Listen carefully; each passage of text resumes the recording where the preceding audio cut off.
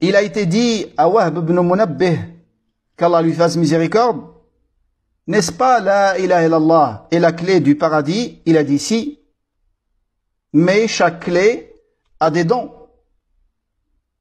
Chaque clé a des dents. Si tu viens avec une clé ayant des dents, la porte te sera ouverte. Et sinon, elle ne s'ouvrira pas pour toi. Donc, cela veut dire que cette parole la ilaha illallah est certes la clé du paradis. Il n'y a pas un hadith par rapport à ça, mais le sens est juste, comme ils disent les savants. Il n'y a pas un hadith authentique dans lequel le prophète a dit la ilaha illallah est la clé du paradis. Mais le sens est juste. C'est sans cette parole, dans le cœur, tu ne pourras jamais accéder au paradis. Sans tawhid, personne ne pourra aller au paradis sans tawhid. Mais c'est pas une simple parole avec la langue. Elle a, comme une clé, a des dents, cette parole a des conditions. Donc la prononcer tout simplement ne suffit pas. Faut réunir ces conditions. Comme Allah Azza wa Jalla a dit des hypocrites.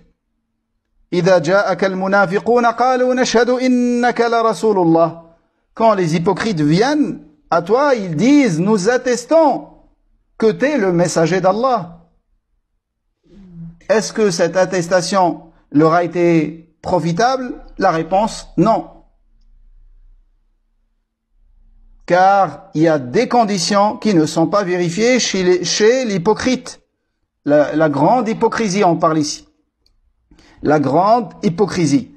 Il a été rapporté également de Hassan al-Basri, qu'Allah lui fasse miséricorde, que des gens sont venus le voir et lui ont dit, celui qui dit la ilaha illallah ira au paradis, entrera au paradis. Il a dit, celui qui dit la ilaha illallah et qui acquitte ses droits et ses obligations ira au paradis. C'est-à-dire, c'est pas une simple parole avec la langue. C'est une parole et c'est une croyance et c'est une mise en pratique. Al-ilmu bima'naha wal-amalu bimuqtadaha. Donc on doit dire la ilaha illallah en connaissant son sens et en mettant en pratique ce qu'elle implique.